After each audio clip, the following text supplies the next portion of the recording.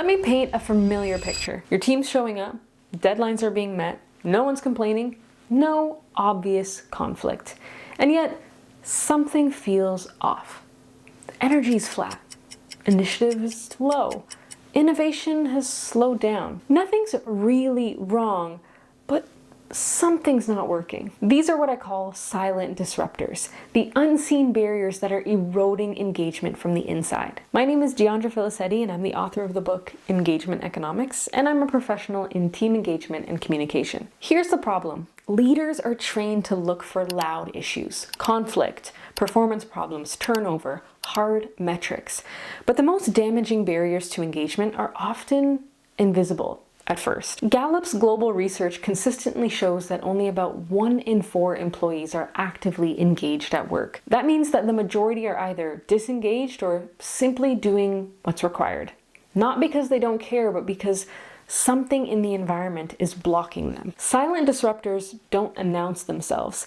They look like a capable employee who stops offering ideas, a high performer who starts doing the bare minimum and goes quiet, a team that agrees in meetings but resists the change afterwards. For example, a leader asks for feedback in a meeting. There's silence. Or perhaps everyone says, sure, this is a good idea. And then later, the same concerns show up in private conversations, exit interviews, or maybe not at all. Often, the issue isn't attitude, it's environment. And one of the most common silent disruptors in our environment is a lack of control. When employees feel decisions are made for them instead of with them, engagement can drop. Research shows that autonomy is strongly linked to motivation, to performance, and to well-being.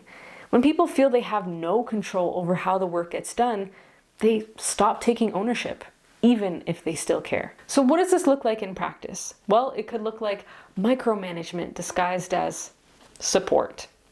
No flexibility in how goals are being achieved, or decisions being explained after the fact and not before they're made. Another silent disruptor in our environment is stagnation. Employees often disengage because they feel like they're being underdeveloped. When they can't see how they're growing, learning, or expanding, their effort might plateau. Studies consistently show that career development opportunities are one of the top drivers of engagement and retention. Yet many organizations only address growth during annual reviews. Psychological safety is another invisible barrier in our environment. Google's well-known research on high-performing teams found that psychological safety was the #1 predictor of team effectiveness. If people don't feel safe to ask questions, challenge ideas, or admit mistakes, they'll stay quiet. Not because they don't care, but because silence feels safer. And silent disruptor #4 is a lack of trust. It happens when leaders say one thing and reward another, when feedback disappears, or when decisions are feeling inconsistent or unexplained. And once trust drops, there will be a lot more frustration and a lot less engagement. So the question is, how do you uncover what you can't see? How do you find these silent disruptors? Well, you can start by changing the questions that you ask.